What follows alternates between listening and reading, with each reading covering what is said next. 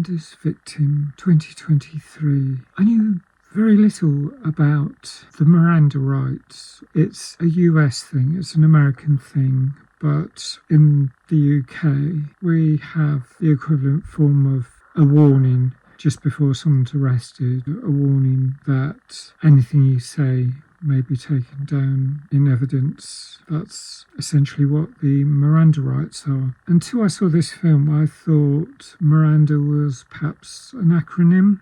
I thought maybe it would stand for something to do with taking the evidence, but I didn't know what the acronym stood for. However, now I do know, and I thought maybe it's often a woman's name, so I thought maybe Miranda was a woman who was a victim of a crime, but that's not the situation. Miranda is the surname of a perpetrator of a crime, and this is the story of the victim of that crime. The victim is played by the wonderful Abigail Breslin.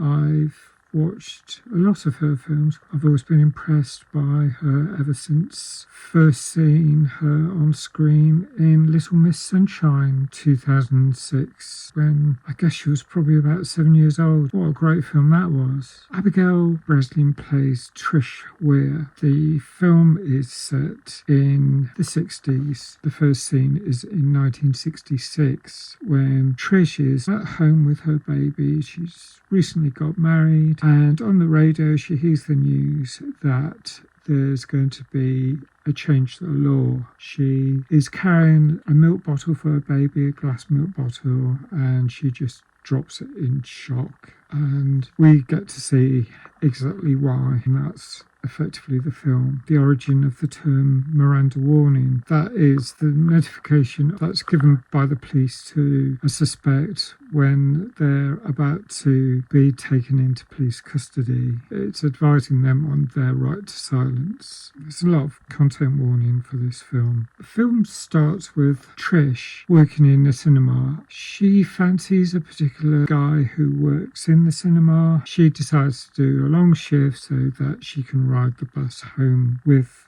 this lad. She gets offered to stop, and then before she gets home she gets intercepted by the driver of a car who kidnaps her, takes her out into the desert. And this is Phoenix, Arizona. She was just taken out to the desert, scared out of her life, and then raped. There's a few flashbacks more towards the end of the film which might be difficult for some people to watch. Understandably, it's a fear that most women have. There's a message at the end of this film that says that 0.5% of reported rapes lead to a conviction. Really awful. The initial court case leads to a conviction. Really good news for Trish, being reassured that the perpetrator is behind bars. Anyone who's a victim or survivor of crime is going to feel reassured that at least they're not going to run into the perpetrator on the streets. It's clear that when there's a chance that he may be released, when the appeal goes through, all of the trauma of what happened must come flooding straight back.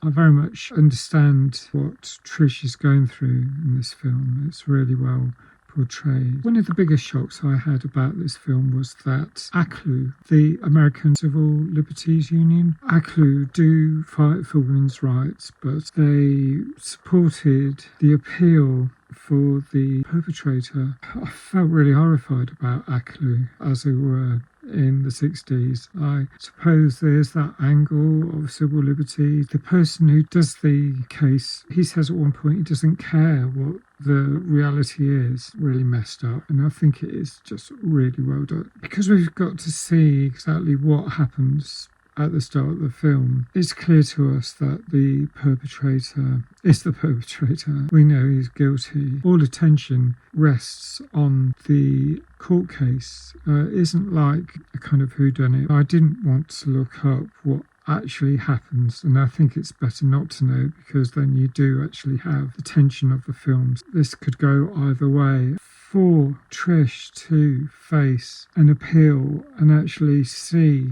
the perpetrator close up in court. There weren't any screens back then. There weren't any ways to provide protection. I've heard relatively recent cases where someone who's a suspect has defended themselves and cross-examines the victim, how difficult it must be to be attacked and how important it would be to ensure that that person is no longer on the street. And so it is a really awful, disturbing situation. So a lot of thoughts cross my mind having seen this film, a lot of them not answered, but at least I know the history behind the Miranda rights. One thing about it was that early on in the film, the tactics used by the police to ensnare the perpetrator, they did do their homework. They found out, they did some due diligence to find out about the perpetrator, where he drove, etc. But some